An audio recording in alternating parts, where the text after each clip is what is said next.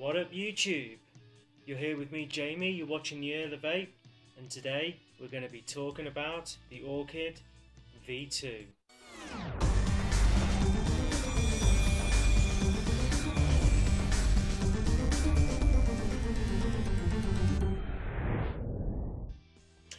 Alright guys, so yeah, the Orchid V2.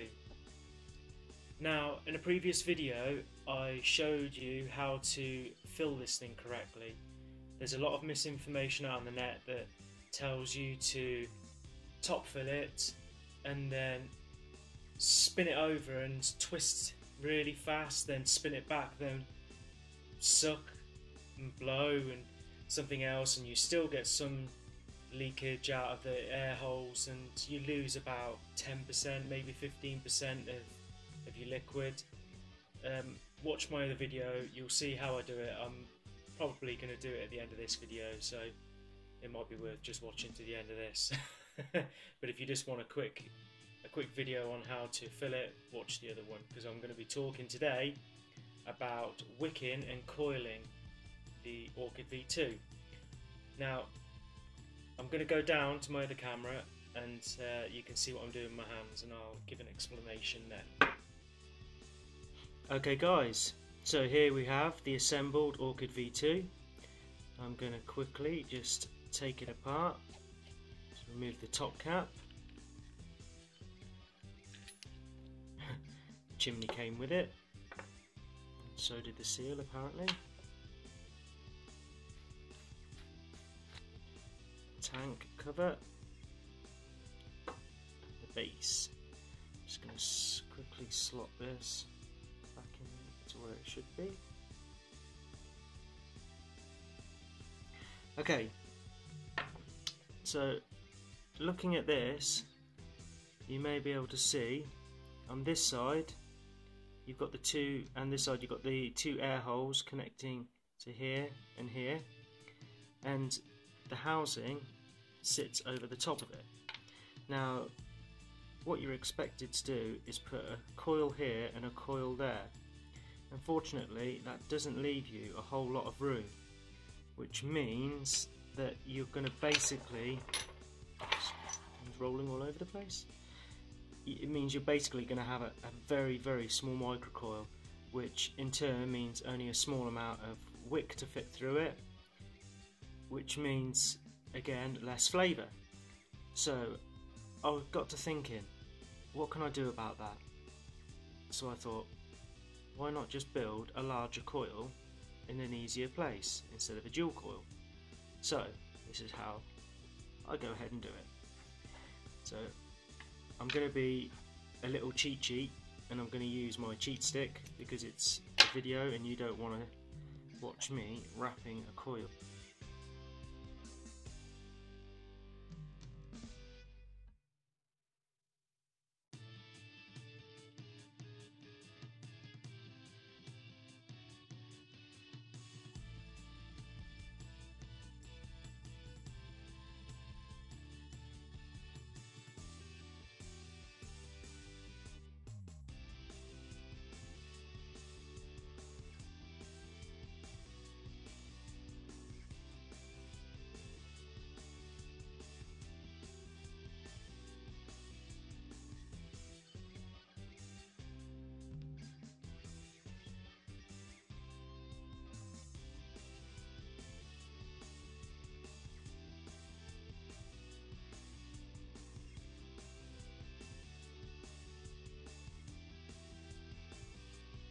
So, on to the next part.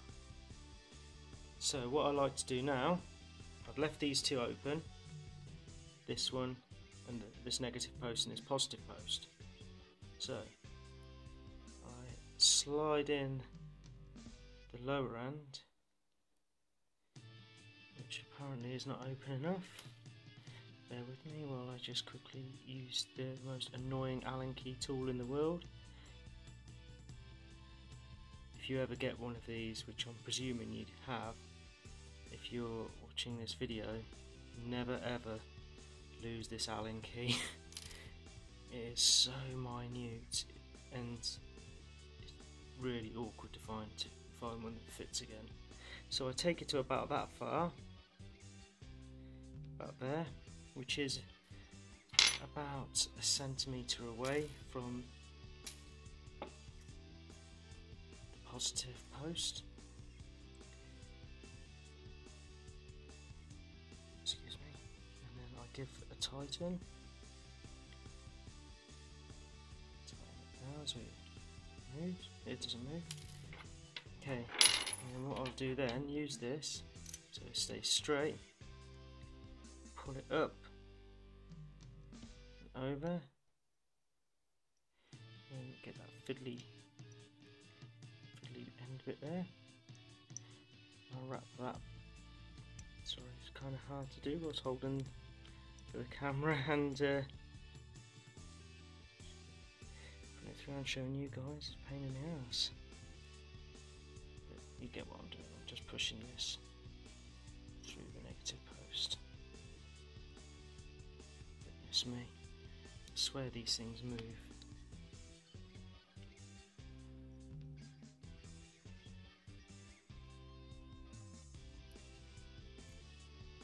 So I mean how fiddly they are.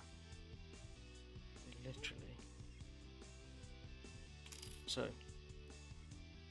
once that's sorted, push that through.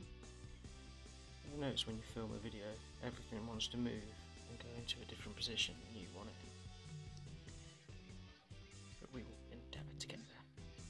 So once that's there, I'll push it through.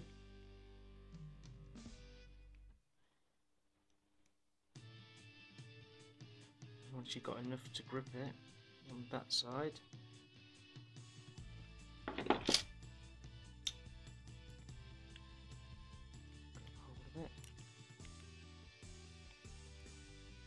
pull it through, straighten that coil up.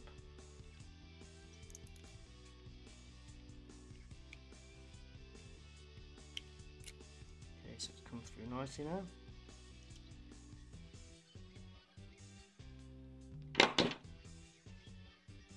This seal has never moved in all the time I've been doing this, and it decides to play around with me whilst I film a video. So once it's in place, bend it over to the side just a bit and then pull it up so it goes straight.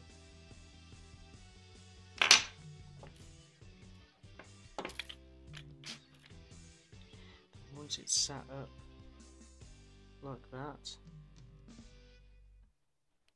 give this one a tighten.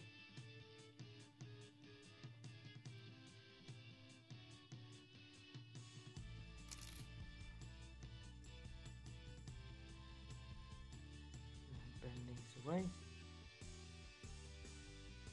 I didn't mention it, guys, but I'm using 24 gauge cam fill for this.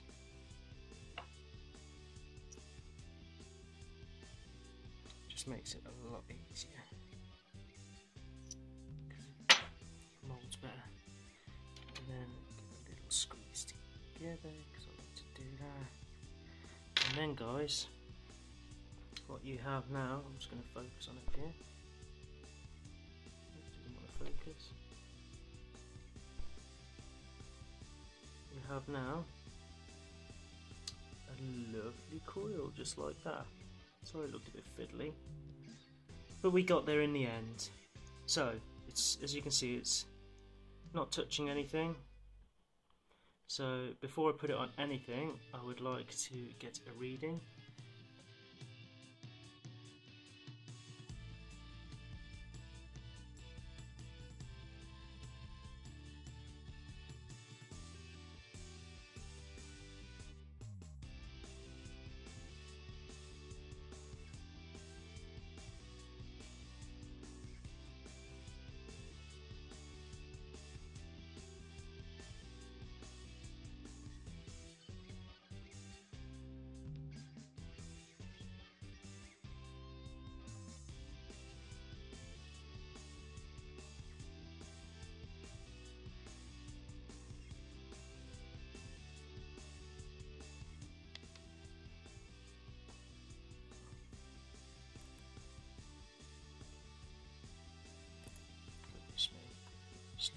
over the place balancing over a camera.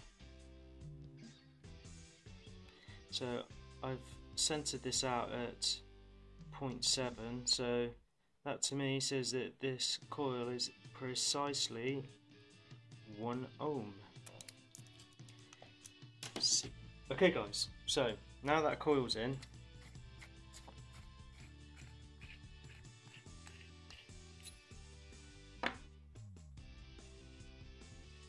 what I'm going to do is show you how I like to wick this bad boy, which is probably what you're only interested in with the coil, not me talking complete shit.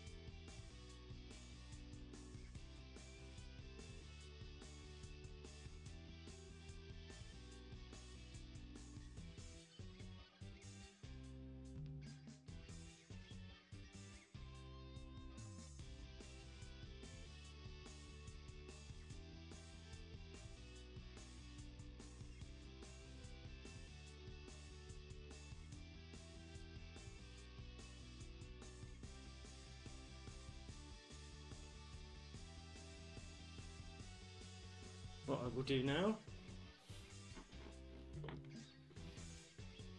is put some juice on it. So, this juice was kindly sent to me from Fusion Vapor. Shane over there sent me a nice care package. That's why I'm wearing the t-shirt today, to say thank you for that.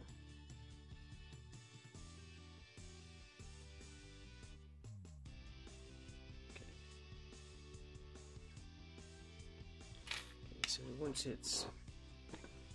you've got some juice on there, it makes it a bit easier to play with and manipulate. So basically all I'm doing now is forcing it back just to keep the air hole clear. And if you hollow it just in the middle, these sides here poke out a bit. Now this is where a common misconception again, which I've read about in the forums, people tell you that you've got to dangle wicking material down these channels, the juice channels, and all that does is clog them up. You want to leave those channels nice and clear with just a nice bit of wicking material sat at the top to draw it up. So as you'll see, it's not the tidiest, but it's wicking material going under and then crossing over in a cross stitch fashion, And sorry if you bear with me. And then next, throw the chimney on. Goodness me, why are O-rings popping up everywhere today? Probably because I've just cleaned it. Chim chimney, chim chimney, chim chim chidoo. Okay. Stick it on! Oh yeah. Okay, cool. So that chimney goes on. Make sure they're tight. Right. This is the part where you would expect me to carry on and put the tank on there and then the top on. But no, no, no. This is where I go back to with what I was saying about how to fill this correctly. You see, that is a common misconception. See the rubber O-ring inside there, you take the top of the chimney here and you, I can't do this, I'll show you, on camera, and you just give it the tiniest of pushes, just there, just to create the smallest of seals, just so nothing can go anywhere. That leaves you with a nice gap like that.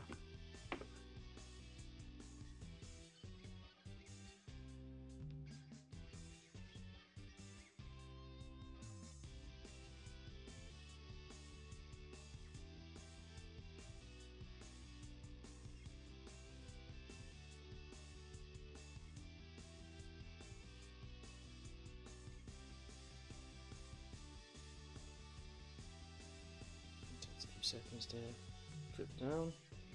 Yeah. What we'll do then, that will start.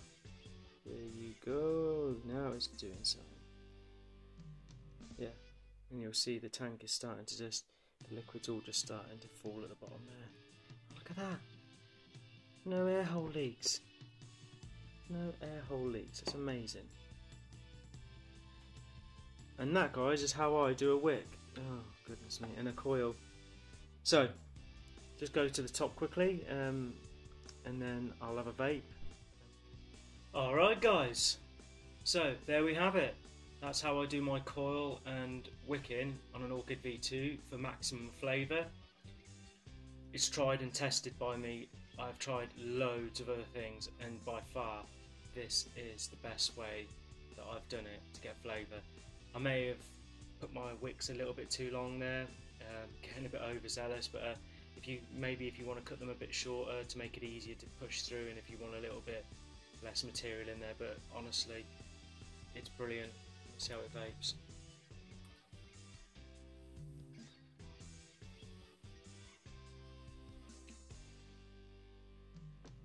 Yeah, that's a 1 ohm coil on there.